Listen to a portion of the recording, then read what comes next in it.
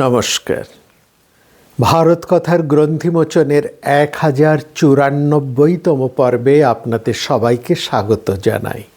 মহামতি অনন্তলালের পরম অনুগ্রহে আমরা দীর্ঘ সময় ধরে মহাভারতের বিভিন্ন পর্ব ও বিভিন্ন বিষয় নিয়ে ক্রমান্বয়ে আলোচনা করে চলেছি।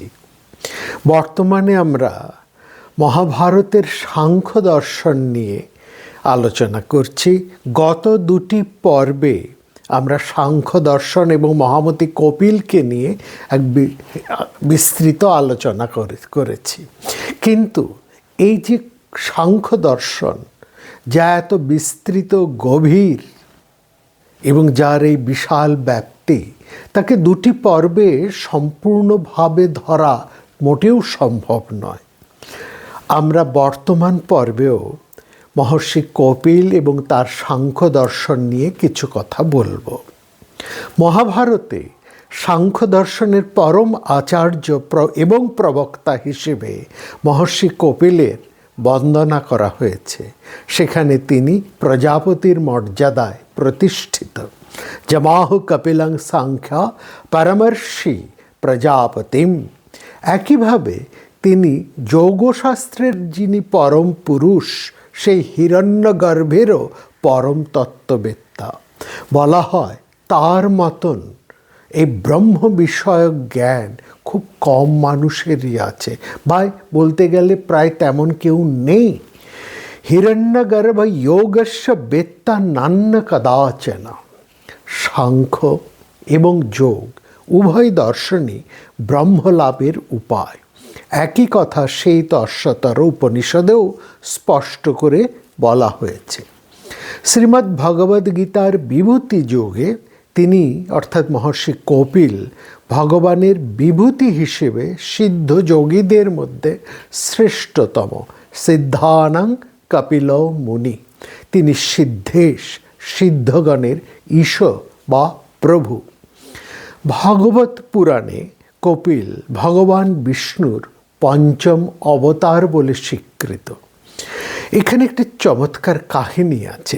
এই কাহিনীটির মধ্যে দিয়ে মহর্ষি কপিল তার গুরুত্ব, তার শ্রেষ্ঠত্ব এবং তিনি যেভাবে জন্মগ্রহণ করেছেন, যে পরিবারে জন্মগ্রহণ করেছেন, এবং শুধু তাই নয়, তার এই জন্মের মধ্যে দিয়ে তার ভবিষ্যৎ জীবনের স্পষ্ট ইঙ্গিত কিন্তু পাওয়া যায়। বিখ্যাত ঋষি কর্দম, তিনি এতটাই সকলের মান্য এবং সবাই তাকে শ্রদ্ধা করেন যে স্বয়ং ব্রহ্মা তিনি তার দ্বিতীয় কন্যা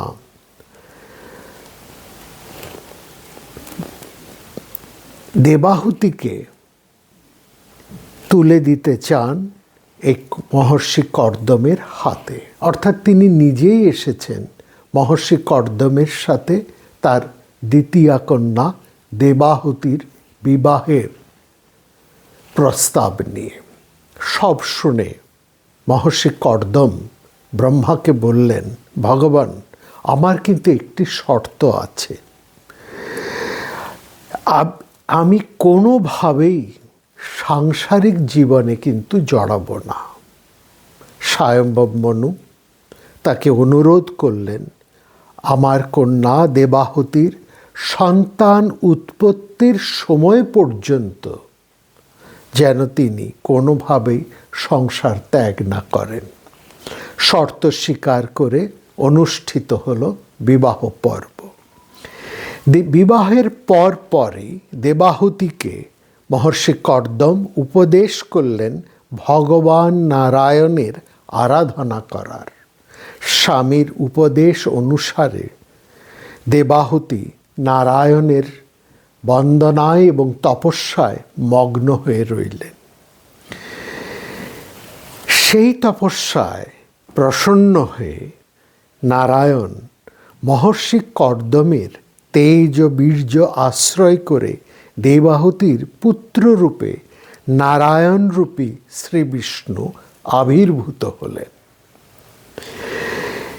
ঠিক এই সময়ে একটি কথা আমরা জানতে পারি, সেটা হচ্ছে মহর্ষি কর্দম তিনি তার তেজ শক্তিকে অর্থাৎ তেজ বীর্য শক্তিকে 9টি ভাগে ভাগ করে তার স্ত্রী দেবাহুতির গর্ভে প্রথমে 9টি কন্যার জন্ম দান করেন।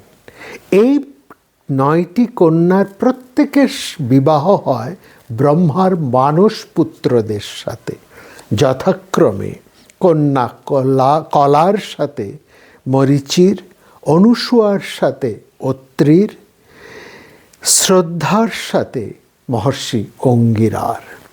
হবির্ভুবকে লাভ করলেন পুলস্ত, গতিকে লাভ করলেন পুলহ, ক্রিয়ার সাথে বিবাহ হলো ক্রতুর এবং খ্যাতির সাথে বিবাহ হলো মহর্ষি ভৃগুর।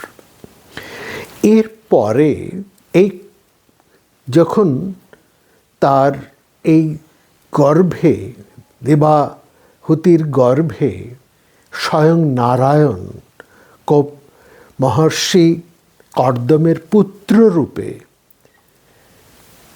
জন্মগ্রহণ করবেন, ঠিক তার ভূমিষ্ঠ হবার পূর্বাহ্নে ব্রহ্মা সেখানে এসে উপস্থিত হলেন। স্বয়ং ব্রহ্মা দেবাহুতিকে আশীর্বাদ করে বলেছিলেন, তোমার এই পিঙ্গল বর্ণ সোনার মতন কেশরাশিযুক্ত পুত্র স্বয়ং বিষ্ণুর অবতার। তিনি হবেন সর্বকালের শ্রেষ্ঠ জ্ঞানী পুরুষ, সিদ্ধ মহাপুরুষদের মধ্যে সর্বশ্রেষ্ঠ। এবং শুধু তাই নয়, তিনি কপিল নামে, যেহেতু তিনি পিঙ্গল বর্ণ, অতএব তিনি কপিল নামে জগৎ সংসারে প্রসিদ্ধ হয়ে থাকবেন এবং তিনি সাংখ্য দর্শনকে এই সমস্ত জগতে বিস্তার করবেন। অয়ং সিদ্ধ গণাধীশ সাংখ্যাচার্যৈষ সম্মত লোকে কপিল ইত্যাখ্যং গন্তাতি কীর্তিবর্ধন, গন্তাতি কীর্তিবর্ধন। আমরা এখানে দেখছি এই যে পিঙ্গল বর্ণ অর্থাৎ শিশু তামাক ঈষৎ কৃষ্ণ ঈষৎ লাল, এই পিঙ্গল বর্ণ বলেই তার নাম হয়েছিল কপিল। এবং তিনি জননীর কাছ থেকে তত্ত্ব উপদেশ লাভ করে সেই শিশু অবস্থাতেই সিদ্ধত্ব লাভ করেন। নারায়ণ বা শ্রী বিষ্ণুর মতো কপিলও খুবই শ্রদ্ধেয় এবং জনপ্রিয় ছিলেন তার সময়। তিনি এতটাই জনপ্রিয় তার সময়ে ছিলেন এবং এখানেই সবাই বলেন যে ভারতবর্ষর সমস্ত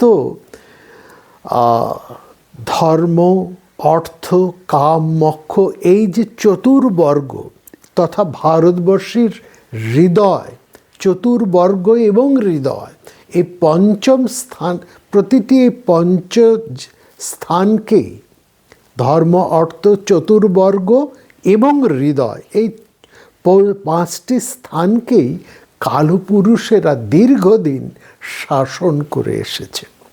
যেমন স্বয়ং নারায়ণ, যেমন শ্রী বিষ্ণু, কলির সন্ধিক্ষণে শ্রী নারায়ণ এবং সেই বেদব্যাস, এরা এবং তারা প্রত্যেকেই শ্রী বিষ্ণুর অংশজাত। তেমনি এই কপিল, এরা প্রত্যেকেই কালপুরুষ এবং প্রত্যেকেই নারায়ণের অংশজাত। কপিল এতটাই জনপ্রিয় ছিলেন যে বিভিন্ন পুরাণে আমরা বিখ্যাত এবং জনপ্রিয় 37 জন কপিলের নাম পাই। এই 37 জন কপিল যেমন দেব সমাজে আছেন, তেমনি মানব সমাজে আছেন, তেমনি গন্ধর্ব সমাজে আছেন, রাক্ষস, দৈত্য, অসুর সমাজেও আছেন। অর্থাৎ কপিল নামের এই জনপ্রিয়তাটা শ্রীকৃষ্ণের জনপ্রিয়তার মতনই সেই সময় বর্তমান ছিল। আজকে আমরা যে বিষয় নিয়ে আলোচনা করব তার মধ্যে প্রধান একটি কথা যেটা খুব উঠে আসে, সেটা হচ্ছে সাংখ্যমত কি নিরীশ্বরবাদী, অর্থাৎ কপিল কি নিরীশ্বরবাদী ছিলেন, বা এই কথা বলা হয় সাংখ্যমত কি নিরীশ্বরবাদকে সমর্থন করেন। এই প্রসঙ্গে, এই আলোচনার প্রসঙ্গে আমরা দুটি কথা প্রথমে বলতে চাই। সেটা হচ্ছে যে সমস্ত প্রয়োজনে, অর্থাৎ এই যে সাংখ্য দর্শন বা অন্যান্য যে সমস্ত দর্শন রয়েছে তাদের মধ্যে একটা ঈশ্বরবাদী, ঈশ্বরকে স্বীকার এবং অস্বীকার, এই বিষয়টি কিন্তু ক্রমান্বয়ে সেখানে চলে এসেছে। এই জায়গায় একটা প্রশ্ন আসে যে আমাদের ভারতবর্ষে যা নিরীশ্বর, যা ঈশ্বরকে স্বীকার করে না, তারা কিন্তু খুব একটা বেশি শ্রদ্ধা বা মান্যতাও লাভ করে না। এবং আমরা এইখানে দেখেছি সেই গীতার মধ্যেও কিন্তু অনিশ্বরবাদের একটা নিন্দা করা হয়েছে, অনিশ্বরবাদের। সেই জায়গায় দাঁড়িয়ে অনিশ্বরবাদকে নিন্দা করা হলেও সেখানে কিন্তু এই কথা প্রশ্ন, এই ঈশ্বরবাদকে স্বীকার এবং অস্বীকার এই দুটো কোন বিষয়ের উপরে দাঁড়িয়ে আছে। অর্থাৎ ঈশ্বর স্বীকার এবং অস্বীকার এই জায়গার থেকে কি অনিশ্বরবাদ, না বেদকে স্বীকার এবং অস্বীকার এই জায়গার থেকে অনিশ্বরবাদ, এটা একটা প্রশ্ন।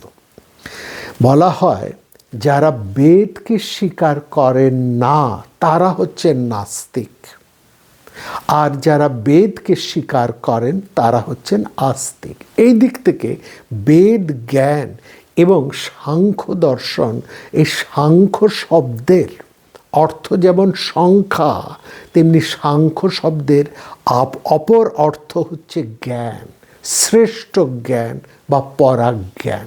সেই অর্থে বেদ যে অর্থে জ্ঞান, সেই অর্থে সাংখ্য বেদকে কিন্তু সমর্থন করে, বেদের বিরোধী নয়। সুতরাং সাংখ্য দর্শন নাস্তিক দর্শন নয়। এবার প্রশ্ন হচ্ছে, সাংখ্য দর্শন কি ঈশ্বরকে স্বীকার করে? এখানে আমরা একটুখানি দেখতে পাই হবে সাংখ্য যে সংখ্যা, সেখানে আমরা জানি যে সাংখ্য দর্শন এই বিশ্বের উৎপত্তির মূল কারণ হিসেবে 24টি তত্ত্বের কথা বলেছে। এই 24টি তত্ত্ব বা 24টি সংখ্যা থেকে এই দর্শনের একটি নাম সাংখ্য দর্শন, সেটা আমরা গত পর্বে আলোচনা করেছি।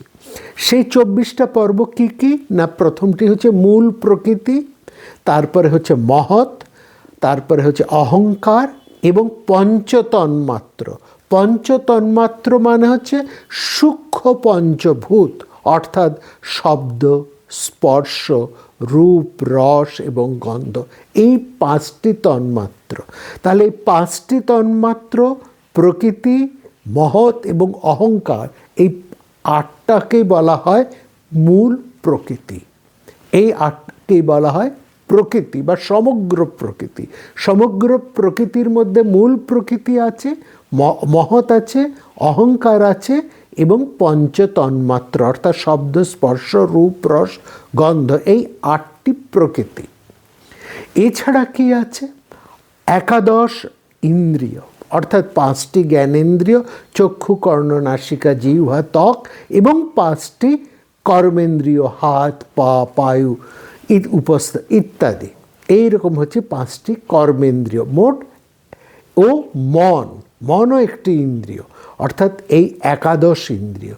তাহলে 8টি প্রকৃতি ও 11টি ইন্দ্রিয়, তাহলে 19, তার সাথে যুক্ত হচ্ছে পঞ্চমহাভূত অর্থাৎ ক্ষিতি, অপ, তেজ, মরুত এবং বোম।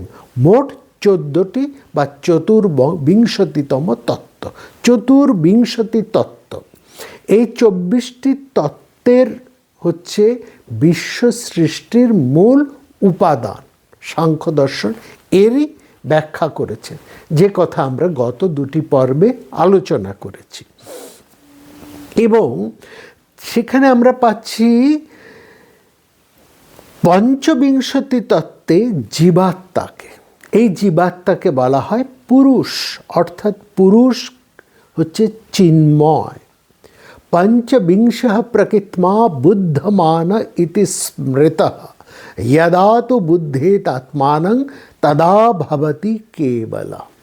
বলছে সেই যে পঞ্চবিংশতি পুরুষ, তিনি জড় নন, তিনি চিন্ময়। সেই পুরুষ যখন নিজেকে চিনতে পারেন তখনই তিনি কেবল অর্থাৎ মুক্ত হয়ে যান। এই মুক্ত হয়ে যাওয়াকেই বলা হয় কেবল বা কৈবল্য। ঠিক আছে। আর ষড়বিংশতি তত্ত্ব হচ্ছে সেই পরমাত্মা। সুতরাং এই যে 26টি তত্ত্ব, কি 24টি তত্ত্ব, 25তম তত্ত্ব হচ্ছে পুরুষ বা জীবাত্মা, যাকে বলা হচ্ছে চিন্ময় বা আমাদের কনসাসনেস, এবং 26তম তত্ত্ব হচ্ছে পরমাত্মা। এই পরমাত্মা যখন স্বীকৃত হচ্ছে সাংখ্য দর্শনের মধ্যে, তখন সাংখ্য দর্শনকে আমরা কিন্তু নিরীশ্বরবাদী বলতে পারি না, কারণ পরমাত্মাকেই বলা হয়েছে বিভু, ঈশ্বর, ব্রহ্ম, বিভিন্ন নামে, বা সেই পরম শক্তিমান, বিভিন্ন নামে তাকে সম্বোধন করা হয়েছে। সুতরাং এই দিক থেকে বিচার করলে সাংখ্য দর্শন কিন্তু নিরীশ্বরবাদী দর্শন নয়। তাহলে কোন অর্থে সাংখ্য দর্শনকে নিরীশ্বরবাদীও বলা হয়, বলার একটা চেষ্টা হয়, এইখানে বোঝার একটা ব্যাপার আছে।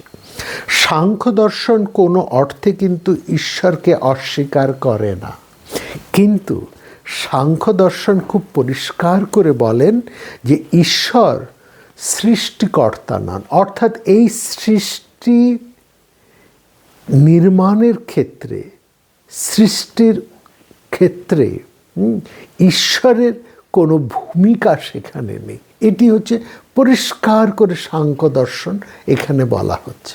অর্থাৎ সৃষ্টি নির্মাণ ক্ষেত্রে সেখানে ঈশ্বরের কোনো ভূমিকাই নেই। এইটাই সাংখ্য দর্শন খুব চমৎকারভাবে সেখানে ব্যাখ্যা করছেন। কিভাবে সাংখ্য দর্শন এই ব্যাখ্যা করছেন এই কথায় আমরা আসব।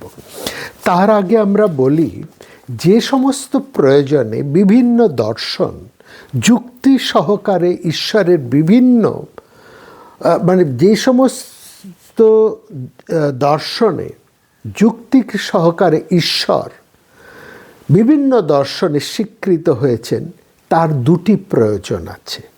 প্রথমটি হচ্ছে জগৎ সৃষ্টি, আর দ্বিতীয় হচ্ছে মোক্ষ। জগৎ সৃষ্টির জন্য যে দর্শন ঈশ্বর স্বীকার করে, তাদের মূল বক্তব্য উৎপাদ বিনাশশীল এবং জগৎ হচ্ছে একটা কার্যবস্তু, যা কার্য তা কর্তৃ সাপেক্ষ, অর্থাৎ তার একজন কর্তা আছে, কর্তা সাপেক্ষ। প্রত্যেকটা কাজের সাংগঠনিক অবস্থাকে যদি আমরা বিশ্লেষণ করি, তাহলে দেখা যায় যিনি কর্তা, তার ইচ্ছা, কার্যের নির্মাণের উপযোগী উপাদান বস্তুর জ্ঞান এবং নির্মাণ কৌশলের অভিজ্ঞতার দ্বারাই কর্তা নিজের প্রয়োজন সাধনের উদ্দেশ্যে, কর্তা তার নিজের প্রয়োজন সাধনের উদ্দেশ্যে একটা কাজ বা একটা কর্ম নিষ্পাদন করেন, একটা কর্ম সম্পাদন করেন এই কর্তা। সুতরাং এখানে দেখা যাচ্ছে জগৎ যদি এই জগতে নির্মাণ, এই বিশ্ব সৃষ্টি একটা কাজ, একটা কর্ম, তাহলে সেই কর্ম সম্পাদনের জন্য একজন কর্তার প্রয়োজন। এই কর্তা সর্বজ্ঞ এবং সর্বশক্তিমান ছাড়া আর কেউ হতে পারেন না। সর্বজ্ঞ এবং সর্বশক্তিমান কর্তাকেই ঈশ্বর বলা হয়। এটা হচ্ছে ঈশ্বরকে যারা স্বীকার করেন তার একটা দিক। মোক্ষের দিক থেকেও ঈশ্বরের একটা প্রয়োজনীয়তা আছে। ঈশ্বরের অনুগ্রহ ছাড়া মোক্ষ লাভ বা তত্ত্বজ্ঞান লাভ সম্ভবপর নয়। এই দিক থেকে যে সমস্ত দর্শন ঈশ্বরকে স্বীকার করেন এটা হচ্ছে তাদের যুক্তি। কিন্তু এখানে সম্পূর্ণ ব্যতিক্রমে বা সম্পূর্ণ বিপরীত মেরুতে দাঁড়িয়ে আছেন এই সাংখ্য দর্শন। সাংখ্য দর্শন বলছেন জগৎ সৃষ্টির জন্য বা জগৎ সৃষ্টিতে ঈশ্বরের কোনো ভূমিকাই নেই। কি বলছেন সাংখ্য দর্শন? কি বলেন? বলছে যে এই প্রকৃতি যা অচেতন জড়, এটা তো আমরা জেনেছি গত পর্বের আলোচনা থেকে। প্রকৃতি হচ্ছে ইউনিভার্স, একটা জড়। তার সে মহৎ অহংকার, পঞ্চতন্মাত্রা, একাদশ ইন্দ্রিয় ইত্যাদির পরিমাণ, রূপ, পঞ্চমহাভূত, এই সমস্ত উপাদান নিয়েই জগৎ সৃষ্টি হয়। এটাই হচ্ছে সাংখ্যের প্রতিপাদ্য। অন্যদিকে ঈশ্বর তিনি নির্গুণ, নিষ্ক্রিয়, সুতরাং তার কর্তৃত্ব, ভোক্তৃত্ব এসব তার নেই, এগুলো তার থাকতে পারে না। তথাপি সেই ঈশ্বর বা তাকে পুরুষও বলা হয়, অনেক দর্শনে তাকে সরাসরি ঈশ্বর না বলে পরম পুরুষও বলা হয়েছে। তাহলে বলা হচ্ছে সেই পুরুষ হচ্ছে নির্গুণ, নিষ্ক্রিয়, সেই পুরুষের কোনো কর্তৃত্ব বা ভোক্তৃত্ব নেই। তথাপি প্রকৃতি যা জড়, সে কিন্তু পুরুষের ভোগ এবং অপবর্গ সাধনের জন্যই এই জগৎ সৃষ্টি করে। এটাই হচ্ছে সাংখ্যাচার্যদের অভিমত। কিন্তু এখানে প্রশ্ন ওঠে, অচেতন প্রকৃতি কেন এই ধরনের সৃষ্টিকর্মে যুক্ত হয়? সে তো অচেতন, সে কেন এরকম সৃষ্টিকার্যে প্রবৃত্ত হয়? তার উত্তরে সাংখ্যের অভিমত হচ্ছে প্রকৃতি নিজের তার কোনো প্রয়োজন নেই, অন্যের প্রয়োজনের জন্য সে প্রবৃত্ত হয়ে থাকে। অন্যের প্রয়োজন হলেও কার্য সম্পাদন প্রক্রিয়ায় কোনো রকম সেখানে ব্যতিক্রম ঘটে না।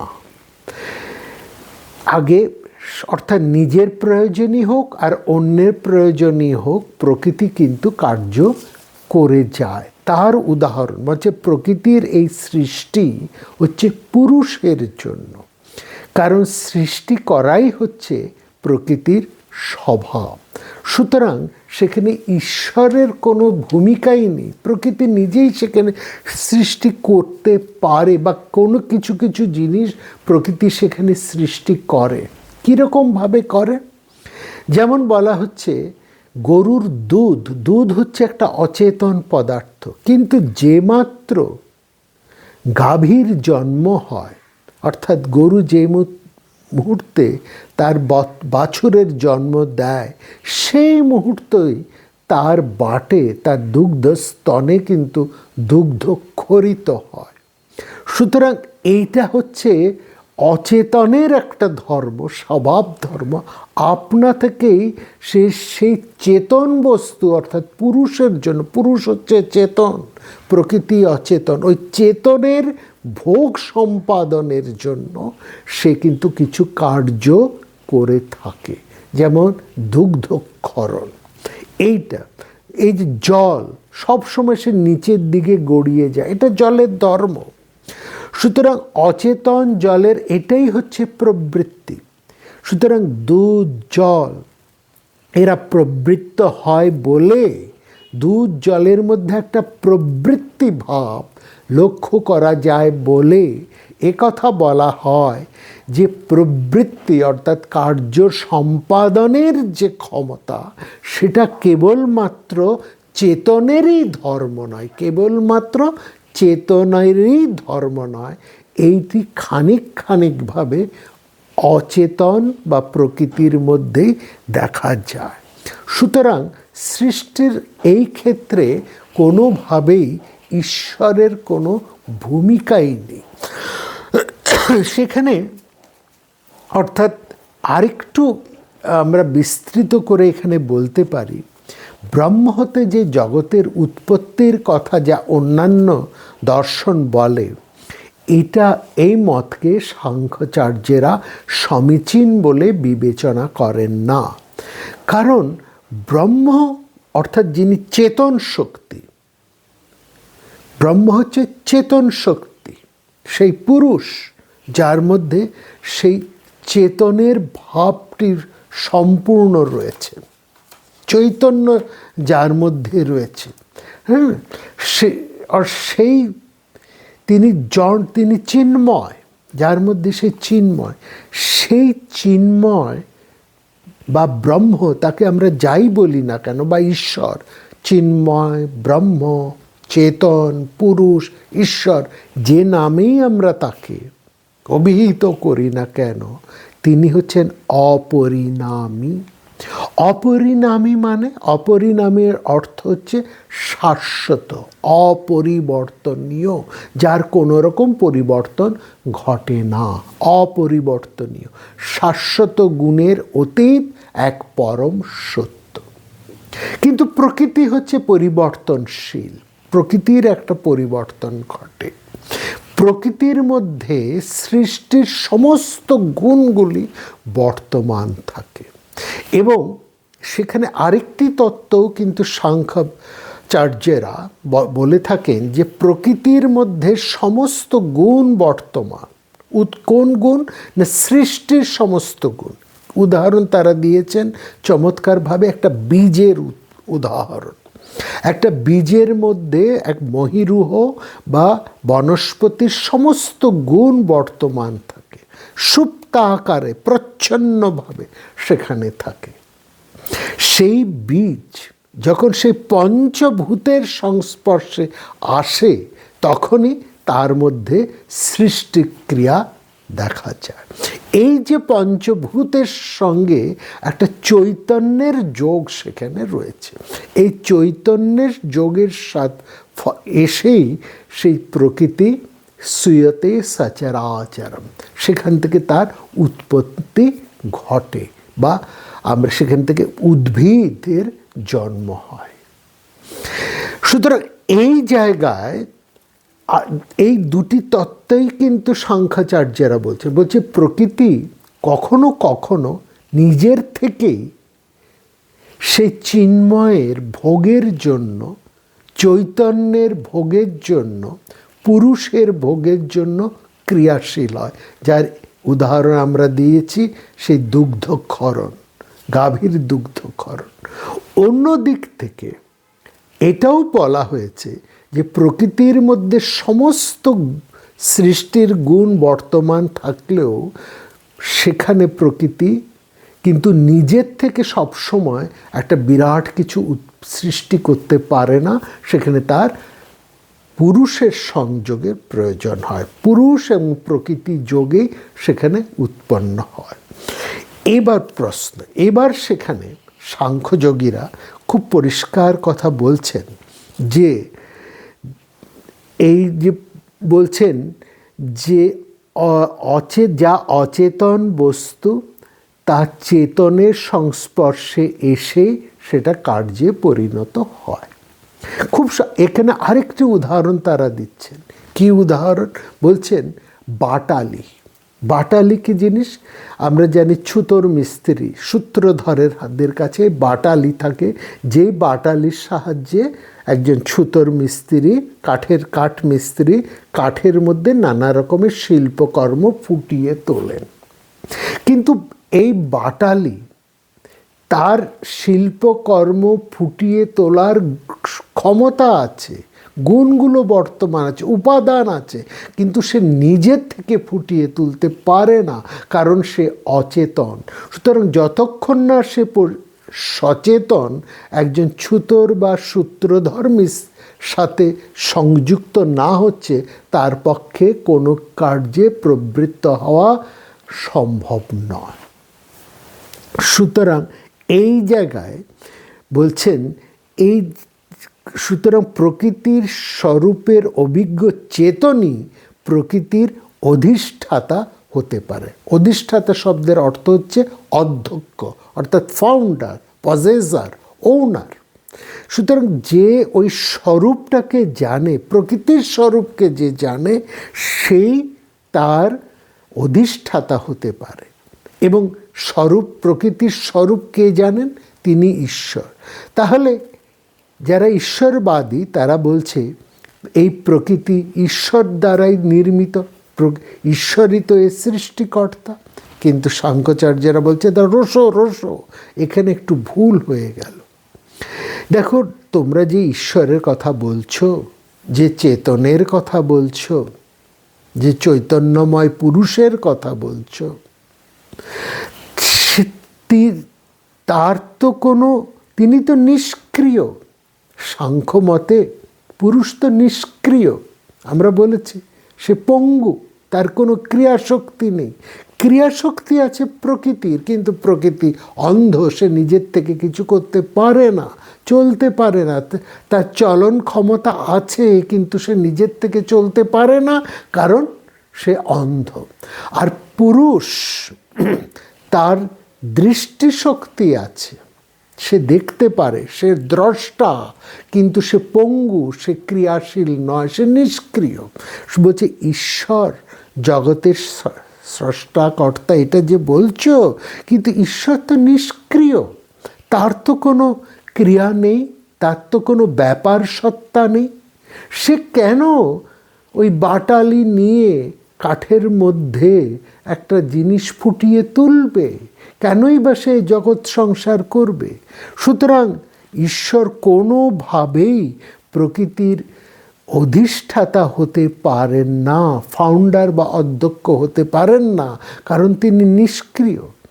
সূত্রধর যখন ব্যাপার, একজন ছুতোর মিস্ত্রি যখন কাজে প্রবৃত্ত হয়, যখন সে হাতের মধ্যে সেই অচেতন বাটালিটিকে তুলে নেয়, তখনই সেই বাটালিটি কাজ আরম্ভ করে। তার মানে সেই ছুতোর মিস্ত্রির মধ্যে কাজ করবার, ক্রিয়া করবার একটা ইচ্ছা, একটা শক্তি, একটা ক্রিয়া শক্তি রয়েছে। কিন্তু ঈশ্বরের তো সেই ক্রিয়া শক্তি নেই, ঈশ্বর তো নিষ্ক্রিয়। সুতরাং ঈশ্বর কোনোভাবেই অধিষ্ঠাতা বা হতে পারেন না। আর কেনই বা ঈশ্বর অধিষ্ঠাতা হবেন, সেটাও তো একটু ভেবে দেখতে হবে। কেন ঈশ্বর শুধু শুধু কাজ করতে যাবেন? কেন তিনি সক্রিয় হয়ে উঠবেন? কারা সক্রিয় হয়, কারা কাজ করে, এই প্রশ্ন তুলেছেন সাংখ্যচার্যেরা। বলছে কেন ঈশ্বর ক্রিয়াশীল হবে? ঈশ্বর তো স্বভাবতই নিষ্ক্রিয় হবেন, কেন তাকে ক্রিয়াশীল হতে হবে? কারণ ক্রিয়াশীল কে হয়, কে কাজ করে? যে নিজের স্বার্থের জন্য কিংবা অন্যের স্বার্থ পূরণের জন্য প্রবৃত্ত হয়, সেই ক্রিয়াশীল হয়। হয় সে নিজের দুঃখ অভাব মোচনের জন্য, নিজের প্রয়োজন অর্থাৎ স্বার্থ পূরণ করবার জন্য, কিংবা অন্যের দুঃখ বা প্রয়োজন বা স্বার্থ পূরণ করবার জন্য অগ্রসর হয়, হ্যাঁ, সক্রিয় হয়, তখনই সে ক্রিয়াশীল হয়। ঈশ্বরের তো এরকম কোনো ক্রিয়া হওয়া থাকা প্রয়োজনই থাকে না। ঈশ্বরের তো নিজস্ব কোনো স্বার্থ নেই, কোনো রকম স্বার্থ তো তার থাকতে পারে না। কেন স্বার্থ থাকতে পারে না? কারণ ঈশ্বর হচ্ছেন পরিপূর্ণ, তিনি আপ্তকাম, তার কোনো কিছুর অভাব নেই। তোমরাই তো বলছো, সাংখ্যচার্যেরা বলছেন, অন্যান্য দর্শনে তো এই কথাই বলা হয়েছে, ঈশ্বর হচ্ছেন আপ্তকাম, তার কোনো কিছুর অভাব নেই, তিনি পরিপূর্ণ, পূর্ণমেব অবশিষ্যতে, তিনি সদাই পূর্ণ। সুতরাং তার প্রয়োজনীয় বা অপেক্ষণীয় এমন কোনো বিষয় নেই যার জন্য ঈশ্বরকে কাজে লিপ্ত হতে হয় বা প্রবৃত্ত হতে পারে, বা তিনি সক্রিয় হতে পারেন। অন্যের দুঃখ হরণ বা দূর করবার জন্য তার প্রবৃত্ত হবার কোনোই প্রয়োজন থাকে না। এই কথা যদি বলা হয়, তিনি অন্যের দুঃখ নিজের স্বার্থ পূরণের জন্য নয়, কিন্তু অন্যের দুঃখ দূর করার জন্য তিনি সক্রিয় হতে পারেন। এবার তার উত্তরে সাংখ্যচার্যেরা বলছেন, এই দুঃখ ব্যাপারটা তো অনেক পরের। বিশ্ব সৃষ্টির আগে সুখ দুঃখ বলে কোনো বস্তু তো ছিল না। দুঃখ তো এসেছে এই বিশ্ব সৃষ্টির পরে। সৃষ্টির যে সমস্ত উপাদান, তার সঙ্গে জীবাত্মার যখন সংযোগ ঘটল, মানুষ যখন রূপ রস বর্ণ গন্ধ ইত্যাদির স্বাদ পেল, তার সাথে জড়ালো, তখন তার সুখ এলো, দুঃখ এলো, বিষাদ এলো, ভয় এলো, শঙ্কা এলো। তার আগে তো তার এসব ছিল না। সৃষ্টির পূর্বে তো দুঃখই ছিল না, আর এই দুঃখ তো তারই সৃষ্ট।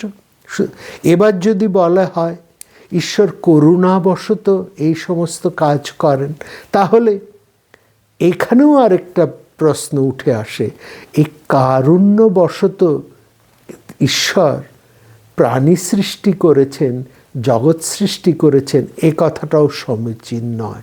কারণ কর্মটাও তো অচেতন। চেতনের অধিষ্ঠান ভিন্ন, কর্মের ফল তো জন্মাতে পারে না, এটা তো ঠিক। ঈশ্বর সেই সমস্ত কর্মের অধিষ্ঠাতা। ঈশ্বরের কখনো অধিষ্ঠাতৃত্ব হতে পারে না। অধিষ্ঠাতৃত্ব মানে প্রেসিডেন্সি, হ্যাঁ, এইটা কখনোই হতে পারে না। সুপারিনটেন্ডেন্স ঈশ্বরের কখনো হতে পারে না। ঈশ্বর একটা কোনো এস্টাবলিশমেন্ট নন। সুতরাং ঈশ্বরের দ্বারা এই জগৎ সৃষ্টি কোনোভাবেই সম্ভব হয় না, কিংবা এই জগৎ সৃষ্টির জন্য ঈশ্বরের কোনো প্রয়োজনই হয় না। তাহলে কিভাবে জগৎ সৃষ্টি হলো? সাংখ্যচার্যরা যে কথা আগেও বলেছেন, এখনও সেই একই কথা বলছেন। এই 24টি তত্ত্বের সমাহারই এই জগৎ সৃষ্টি হয়েছে। সেখানে ঈশ্বরের কোনো ভূমিকাই নেই। ঈশ্বর আছেন, কিন্তু জগৎ সৃষ্টির ব্যাপারে তার কোনো ভূমিকা নেই। এই জায়গায় এই যে বক্তব্য, এই বক্তব্যের আরেকটি জায়গা আমরা দেখতে পারি, সেটি হচ্ছে মোক্ষ লাভের ক্ষেত্রে। মোক্ষ বা মুক্তি, অপবর্গ মোক্ষ লাভের ক্ষেত্রেও ঈশ্বরের কোনো ভূমিকা নেই। সাংখ্যচার্যেরা এত বড় কথা বলছেন, মোক্ষ লাভ জীব মাত্রেই করতে পারেন। কি? সেখানে খুব চমৎকার করে বলছেন যে ঈশ্বর এই সমস্ত জীব, সমস্ত জীবাত্মা, তার একটা বিশেষ গুণ হচ্ছে জীবাত্মা কোনো অবস্থাতেই, জীবাত্মা হচ্ছে স্বতন্ত্র, জীবাত্মা হচ্ছে চেতন, সেই পুরুষ, চেতন পুরুষ।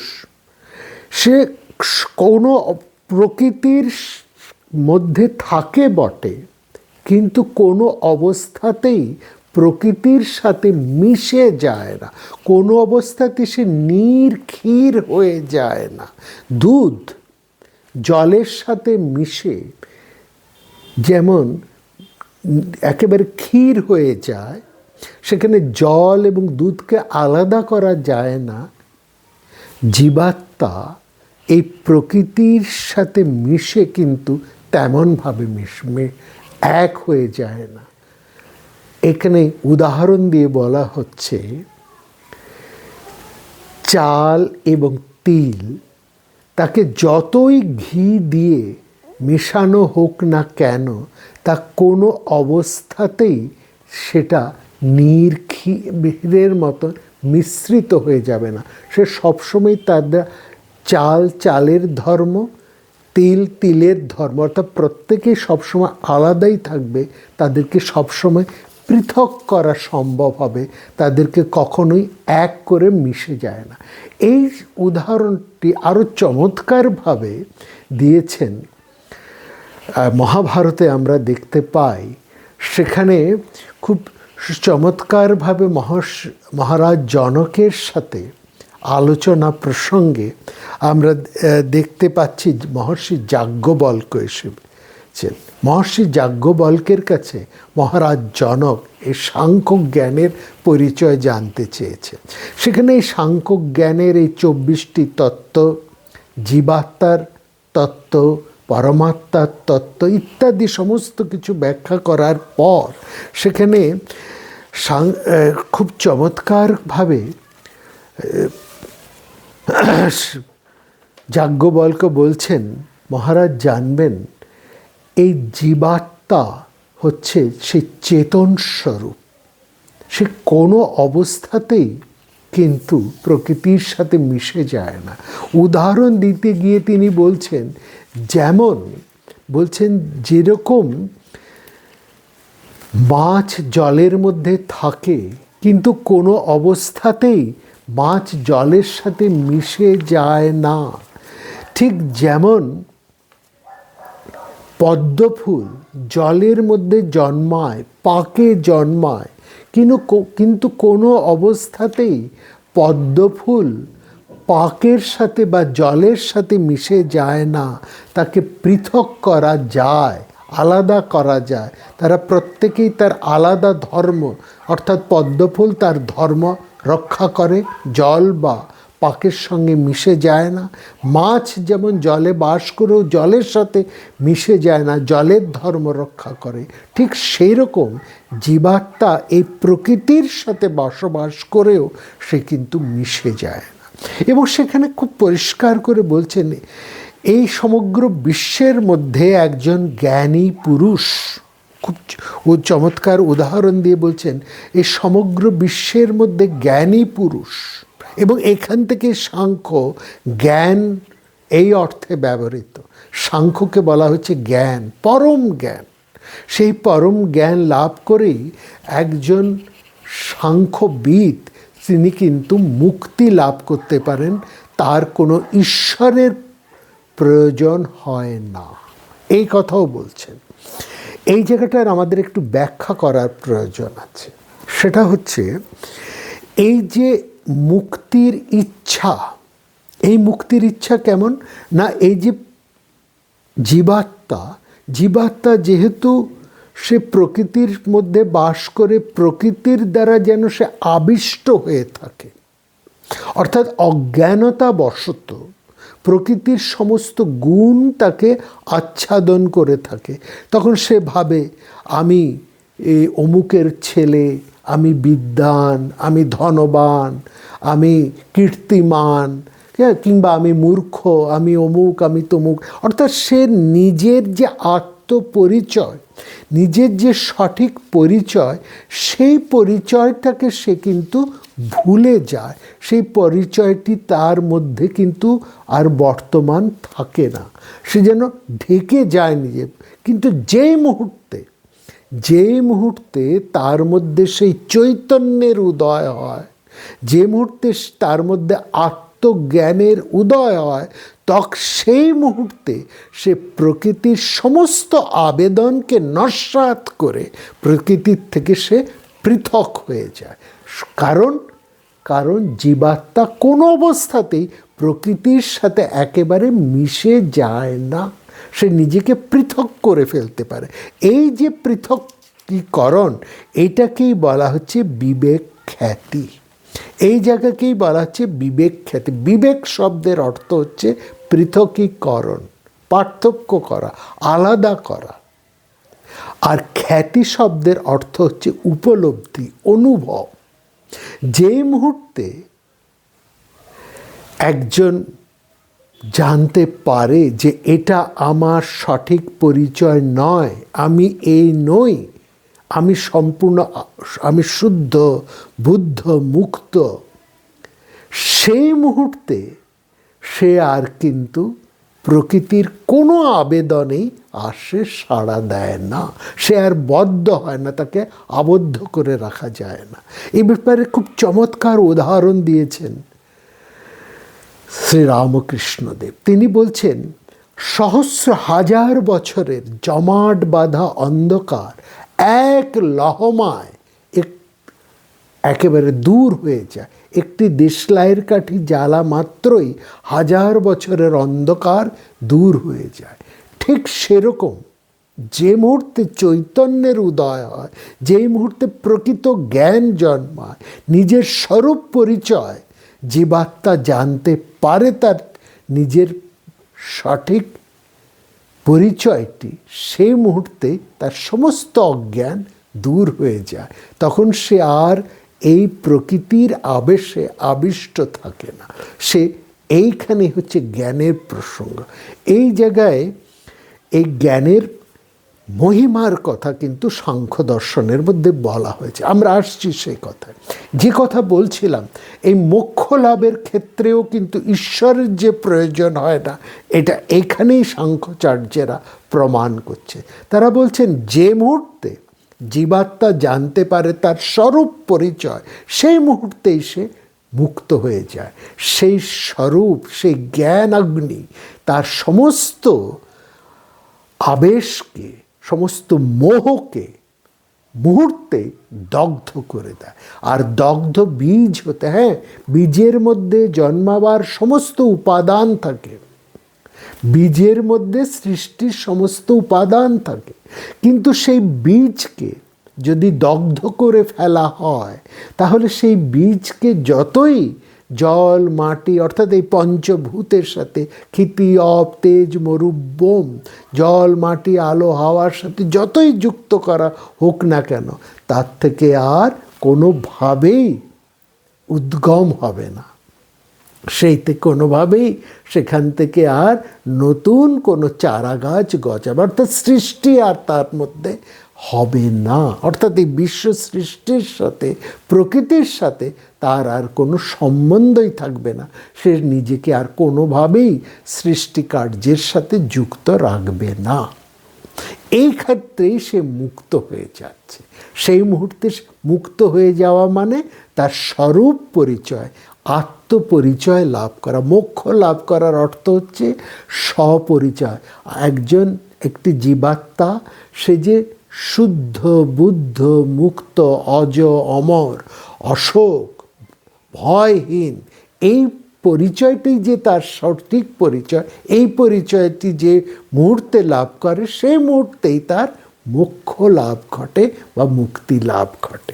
সুতরাং এই ক্ষেত্রে সাংখ্যচার্যরা বলছেন ঈশ্বরেরও কোনো এই ক্ষেত্রে প্রয়োজন না। বিশ্ব সৃষ্টির ক্ষেত্রে ঈশ্বরের কোনো প্রয়োজন আছে না, মোক্ষ লাভের ক্ষেত্রে ঈশ্বরের কোনো প্রয়োজন আছে। অর্থাৎ সাংখ্যচার্যেরা সবচাইতে বেশি গুরুত্ব দেন কিসের উপরে? পুরুষকারের উপরে, আত্মচেষ্টার উপরে। তুমি নিজে চেষ্টা করো, পুরুষকারের উপরে। তারা কিন্তু ঈশ্বরকে অস্বীকার করেন না, পরমাত্মাকে অস্বীকার করেন না। পরমাত্মার সাথে যুক্ত হবার একটা চেষ্টা তাদের মধ্যেও আছে, কিন্তু এটা নয় যে সকল কর্মের মধ্যেই তারা ঈশ্বরকে একেবারে যুক্ত হয়ে থাকবেন, এমন ভাবনা কিন্তু তাদের নয়। অর্থাৎ সাংখ্যকারদের মধ্যে যে গুণটা আমরা দেখতে পাই, সেটি হচ্ছে পুরুষকারের গুণ।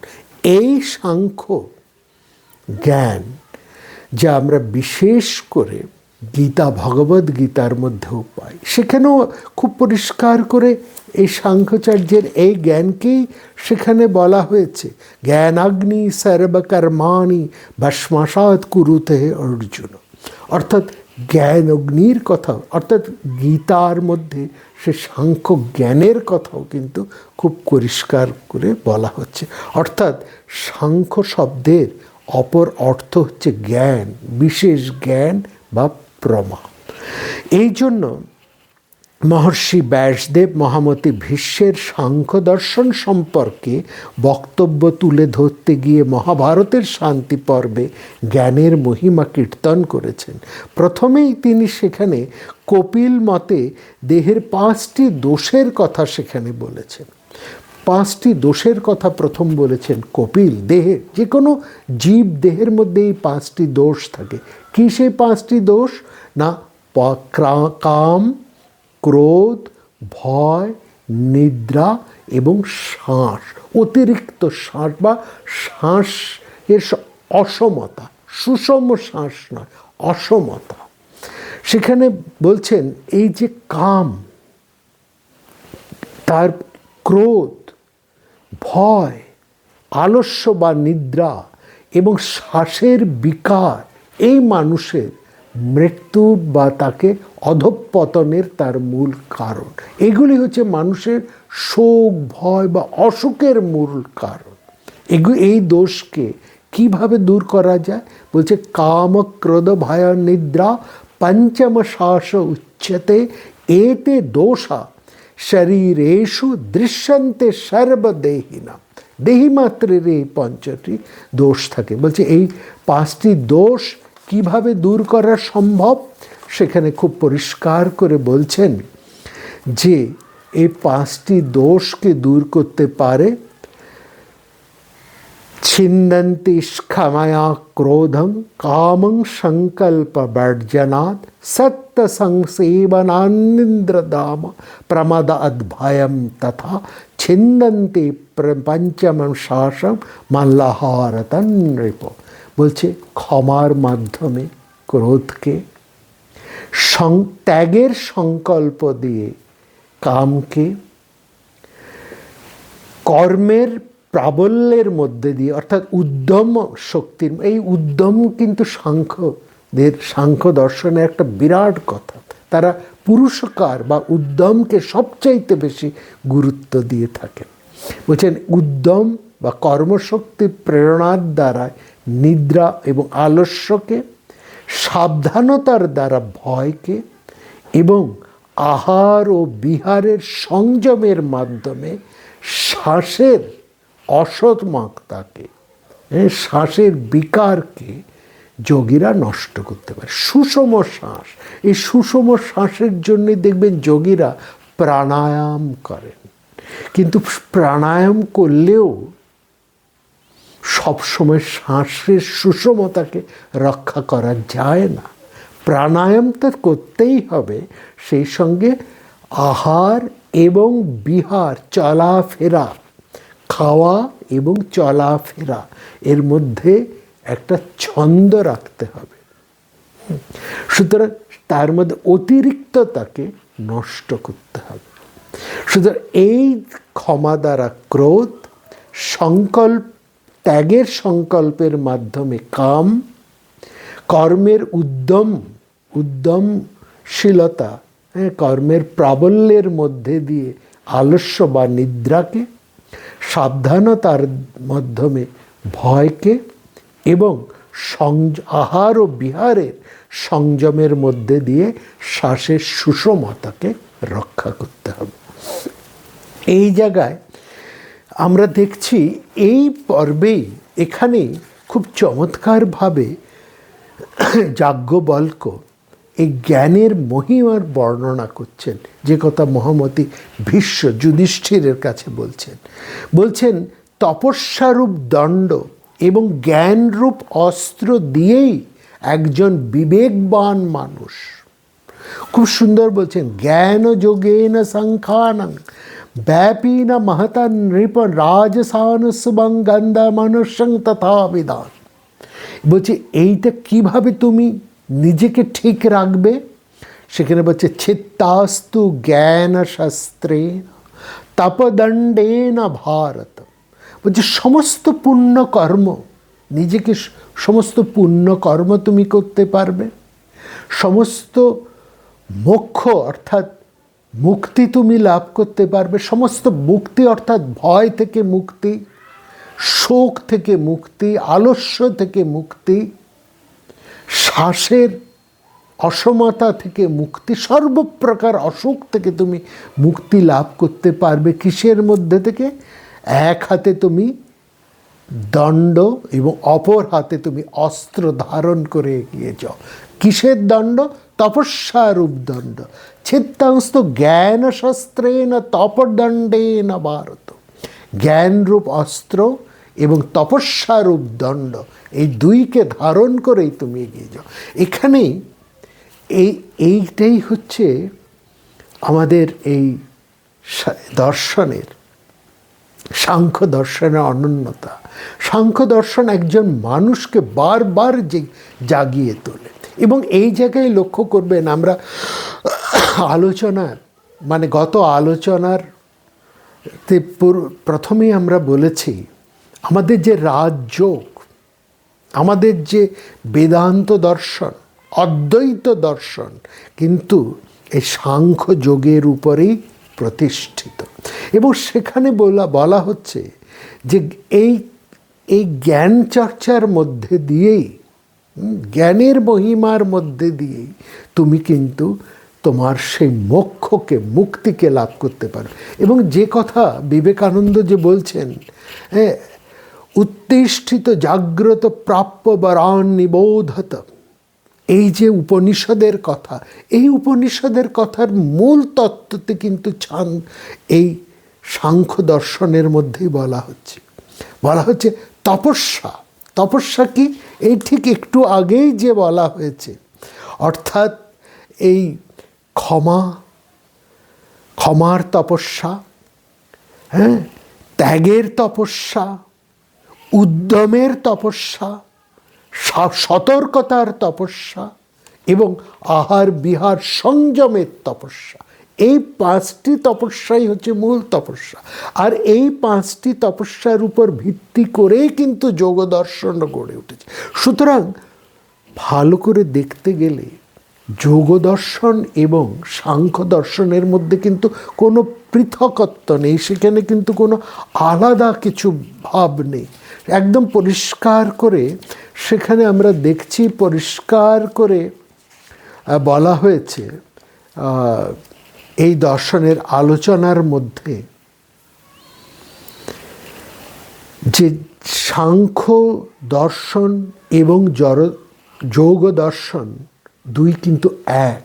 সেই মূর্খ, সেই অজ্ঞানী যে দুইয়ের মধ্যে একটা পৃথক করার চেষ্টা করে, যে পৃথক করে সেই হচ্ছে মূর্খের কাজ করে। এবং সেই জায়গায় খুব পরিষ্কার করে এর সাংখ্য দর্শনকে বলা হচ্ছে শ্রেষ্ঠতম দর্শন। যাজ্ঞবল্ক্য বলছেন যে জানবে সাংখ্য দর্শনের থেকে বড় কোনো গুণ, বড় কোনো জ্ঞান এই পৃথিবীতে আর হতে পারে না। সাংখ্য দর্শন হচ্ছে সমস্ত জ্ঞানের শ্রেষ্ঠতম জ্ঞান। সমস্ত জ্ঞানের সার কথা এই সাংখ্য দর্শনের মধ্যেই কিন্তু বলা হয়েছে। এবং সেখানেই তিনি বলছেন সংসারের যে পরাজ্ঞান, সেই পরাজ্ঞান নিহিত রয়েছে এই সাংখ্য দর্শনের মধ্যে দিয়ে। এবং যে কথা আমরা বলছিলাম, অদ্বৈত দর্শনের ভাবনা প্রতিষ্ঠিত রয়েছে, অর্থাৎ রাজযোগ প্রতিষ্ঠিত রয়েছে এই সাংখ্য দর্শনের ভিত্তিভূমির মধ্যে। আমরা আজকের এই আলোচনার বিভিন্ন পর্যায়ের মধ্যে দিয়ে যে জিনিসটিকে পরিষ্কার করে দেখলাম, সেখানে সাংখ্য দর্শনের এক অনন্যতাকে আমরা খুঁজে পেলাম। এবং এখান থেকেই আমরা পরিষ্কার করে বুঝতে পারি ভারতবর্ষের যে ক্ষত্র শক্তি, ভারতবর্ষের যে প্রাণ শক্তি এবং ভারতবর্ষের যে জ্ঞান শক্তি, এই ত্রিবিধ শক্তির ভিত্তি কিন্তু এই সাংখ্য দর্শনের মধ্যেই অনন্যভাবে ফুটে উঠেছে বা প্রতিষ্ঠিত হয়ে রয়েছে। সাংখ্য দর্শনই হচ্ছে যেন বীজ, সেই বীজ থেকেই এই ত্রিশক্তি, ত্রিধারা নানাভাবে পল্লবিত হয়ে উঠেছে। সেজন্যই ভারতবর্ষ তো বটেই, ভারতবর্ষের বাইরের সমস্ত জ্ঞানী, পণ্ডিত, গবেষক, দার্শনিক, বিজ্ঞানীরা একযোগে এই সাংখ্য দর্শনকে এবং কপিলের অনন্যতাকে অকুণ্ঠ চিত্তে স্বীকার করে চলেছেন। আগামী পর্বে আমরা মহাভারতের অন্য এমনই একটি বিষয় নিয়ে আপনাদের কাছে উপস্থিত হব। ভালো থাকবেন, দেখা হবে পরের পর্বে।